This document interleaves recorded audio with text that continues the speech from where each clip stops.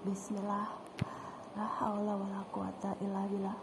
Subhanallah, Allahu Akbar, anjada wajada, syukron lillah, kun fayakun. Itu yang selalu kutanamkan dalam hatiku ya. Jadi di sini aku akan berkata beberapa kata lah ya, tapi di sini mudah-mudahan bisa dicerna ya, oleh cerna apa dicerna dimengerti lah ya. Jadi apa ya, di sini halo semuanya, Palestina lover, halo semuanya sahabat-sahabat aku yang ada di luar negeri. Kenapa Indonesia tidak disebutkan? Ada juga sebagian kecil sahabatku ya, karena aku tuh selektif. Aku orangnya rame ya di Indonesia ini, tapi selektif untuk mempunyai sahabat ya. Jadi di sini sebagian kecil dari sebagian besar teman-teman di Indonesia ya. Halo, selamat pagi. Tapi bukan berarti aku mengabaikan terhadap mayoritas ya, karena di sini ada lingkungan minoritas yang menguasai mayoritas. Itulah kata-kata di akhir zaman ini ya, minoritas menguasai yang mayoritas. Jadi di sini tuh apa ya, aku sepulang umur 2018 mempunyai tugas yang global lah ya. Allah menugaskan aku pertama untuk saling mengingatkan dalam kebaikan tentang kemanusiaan yang berhubungan dengan Palestina sesuai dengan bidangku ya. Aku makan bikin ini apa ya, baju-baju syar'i. Terus Allah menuntut aku untuk membuat baju-baju Palestina di sini. Apa ya, kalau kita mah berkah dan bonus dari membuat baju-baju Palestina ini, akhirnya aku bisa masukin baju ke masjid yang terbesar di Bekasi, Grand Wisata ya, dan alhamdulillah ramai lancar, laris ya. Terus di sini aku juga bisa membuka beberapa ruko tuh, 2 ruko ya waktu itu, 1, 2, berarti 3 ya. Aku hanya bisa sanggup 3 waktu itu ya. Kalau sekarang sih aku hanya sebenarnya tidak sengaja, itulah hikmah ya. Jadi aku harus menolong seseorang padahal aku ingin jadi ibu rumah tangga lagi. Jadinya aku buka 1 ruko dengan tujuan untuk membantu orang yang membutuhkan pekerjaan. Nah, oke lah, aku tidak akan berbicara itu lagi. Jadi di sini selamat pagi semuanya. Sebenarnya dengan adanya wabah corona, dengan ada banyak bencana alam itu, periode kita untuk menjelang kiamat itu sudah dekat ya. Di sini aku akan mengatakan apa ya, Palestina itu tertindas ya, tapi di sini tuh ya terjolimi, tertindas semuanya ya. Di luaran yang tidak kita ketahui juga ada seseorang yang selalu tertindas dalam hidupnya ya. Aku tidak mengatakan siapa-siapanya ya, tapi di sini tuh apa ya, di sini aku hanya punya doa ya. Yang terakhir aku ucapkan hanya punya doa. Karena di sini tuh kenapa sampai Palestina itu tidak merdeka ya sampai sekarang. Kalau aku mengamati ya, aku kan pengamat, karena terlalu banyaknya kemunafikan, kemusyrikan, kefasik. Jadi sehingga banyak orang-orang yang keluar masuk masjid, mohon maaf ya. Terus ada yang berhijab juga, ada penceramah juga, ada yang berbagai macam profesi. Tapi mereka ya mengutamakan keduniaan. Di sini tuh kepedulian sosial, kepedulian kemanusiaan yang harus kita apa yang harus kita lakukan di akhir zaman ini. Kata Nabi Muhammad, perbanyaklah amal soleh, budi baik terhadap tanaman, hewan-hewan, manusia juga. Manusia itu semuanya ya, yang ada yang non muslim, ada yang muslim, karena kita tidak tahu dari arah mana akan mendapatkan kebaikan, dari arah mana pula akan mendapatkan keburukan, dari arah mana kita akan ditolong, dari arah mana kita akan dicelakakan. Jadi kita tidak tahu. Akhir zaman ini ribet ya. Taman yang tadinya baik jadi mencelakakan teman yang tadinya itulah akhir zaman ya. Makanya kan sudah ada, tutuplah mulut kalian dengan masker. Kalau aku kan pakai cadar. Berarti di sini hujatan, gibahan tuh, perdebatan. Di sini tuh jadi sesuatu hal yang sebenarnya kenapa aku sampai dituntut untuk bercadar ya, seperti itu kan. Akhir zaman itu periode udah reward ya, dimana aku itu berusaha menciptakan hati yang tenang, damai, tentram ya. Tetapi dengan adanya gibahan, hujatan itu membuat telinga aku tuh selalu panas ya. Bahkan sebelum umroh itu, karena aku juga kan istilahnya orang yang tidak mau terusik sama oleh hal-hal yang tidak bermanfaat ya. Jadi mohon maaf ya, aku sering emosional ya. Bahkan di sini sudah tahu sebagian orang ya di sinilah ya, Umi kan katanya suka berbagi, lembut, penyayang gitu. Tapi kadang-kadang emosinya luar biasa ya, sampai ada yang merekam aku. Dan sepertinya kamera di mana-mana gitu. Tapi maksud aku itu untuk saling mengingatkan dalam kebaikan, jangan seperti itu gitu. Karena aku punya tugas global. Di sini tuh begitu datang ke Indonesia kan banyak hal-hal yang kayak perilaku kayak hal-hal yang sepele gitu ya, membuang puntung rokok gitu ya, sembarangan dipungut sama anak-anak kecil. Terus aku seseorang yang peduli dengan lingkungan, jangan seperti itu sama lingkungan, main mapras aja kepada misalkan tumbuhan yang tidak mereka berpikir tidak bermanfaat tapi bermanfaat gitu. Jadi banyak hal-hal yang harus aku ucapkan di sini. Tugas aku sebagai reminder akhir zaman ini, di alam menuntut aku sebagai reminder, terutama ke hal-hal yang harus ku sampaikan gitu. Kalau ke Hafiz Ahmed jelas ya Hafiz Ahmed ya.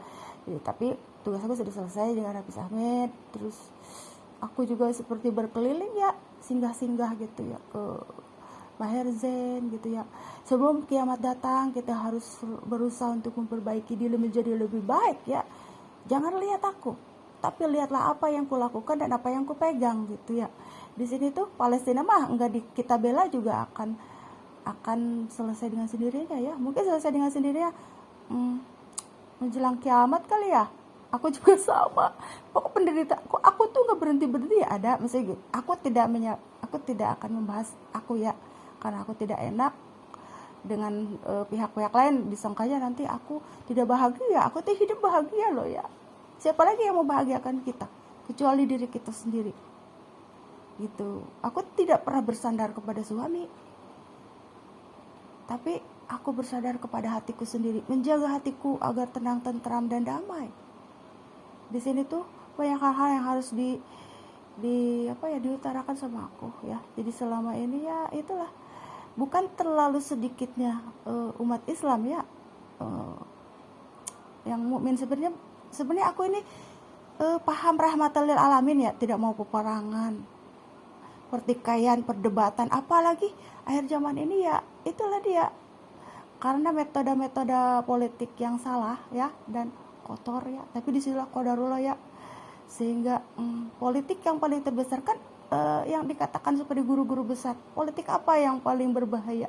Wanita. Itulah politik yang paling berbahaya dalam kehidupan ini ya. Wanita itu pintunya surga tapi pintunya neraka juga. Wanita ini istilahnya perhiasan dunia, tetapi bisa jadi perhiasan akhirat juga. Seperti begini, banyak orang yang keluar masuk masjid, mereka tuh berhijab, bercadar, mohon maaf ya, tetapi aku pantau tidak semua wanita sama seperti aku gitu ya, kayak gini konsekuen. Ada yang mengambil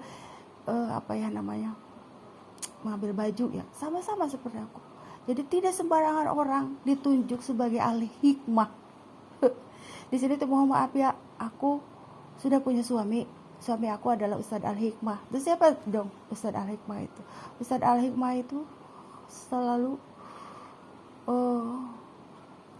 melihat dari reality. Maksudnya hikmah itu tidak akan didapatkan kalau kita tidak pernah merasakan Berarti di sini dalam dalam realita dulu ya, baru hikmah itu akan didapatkan. Seperti gunjingan, hinaan, cacian. Jangan anggap cacian, hinaan, gunjingan orang itu buruk bagimu, tetapi itu bagus, bahkan itu memotivasi kesuksesan.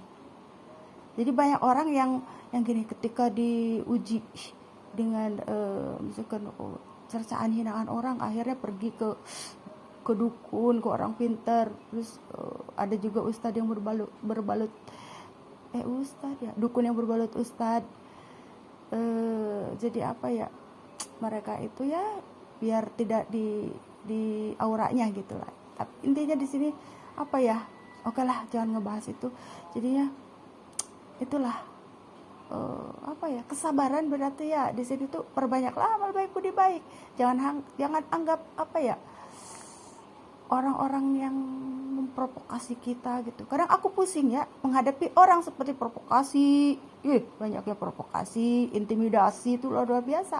Aku ini selalu ditunjukkan sama Allah, kamu harus punya tempat untuk menghindari orang-orang yang punya sifat-sifat seperti itu. Di mana-mana ada, tapi di sini tuh Allah menunjukkan tempat-tempat yang terbaik ya. Jadi di sini tuh dengan sendirinya ya keburukan itu akan menghindar dengan sendirinya ya. Dan aku selalu berdoa agar mendapatkan kebaikan-kebaikan dunia dan akhirat. Gitu ya. Di sini tuh aku bukan berarti ahli surga, tetapi aku juga bukan berarti aku di ahli neraka loh. Bukan. Permasalahannya nikmati hidup, nikmati proses apa yang kita jalani, apa yang kita lakukan. Jangan memikirkan aku ini ahli. Kalau aku ya, jangan memikirkan aku ini ahli surga atau ahli neraka ya. Karena kalau amal baik budi baik kita banyak, maka otomatis ditunjukkannya kemana? Ke surga dong ya. Kalau amal baik budi baik kitanya tidak ada sama sekali sama orang, kemana yang ditunjukkannya gitu. Jadi amal ibadah itu bukan hanya umroh, haji ya.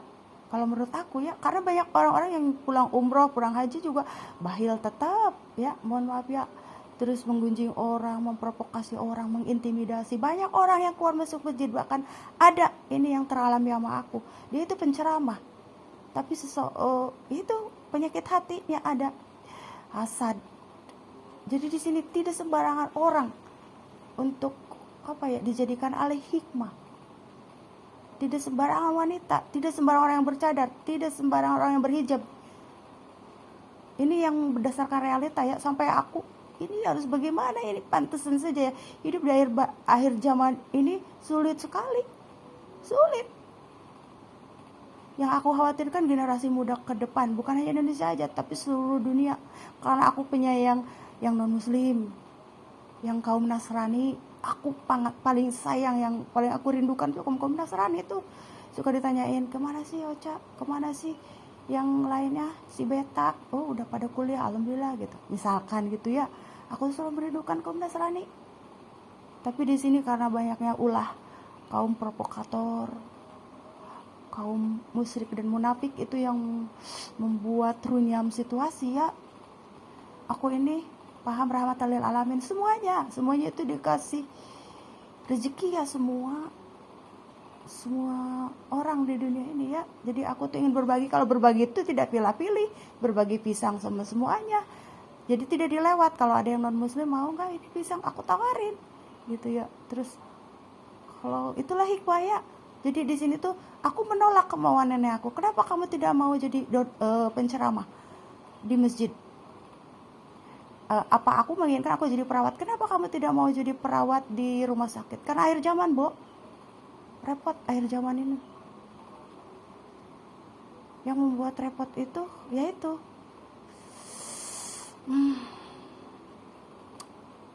sudah sulit lah kalau aku ucapkan.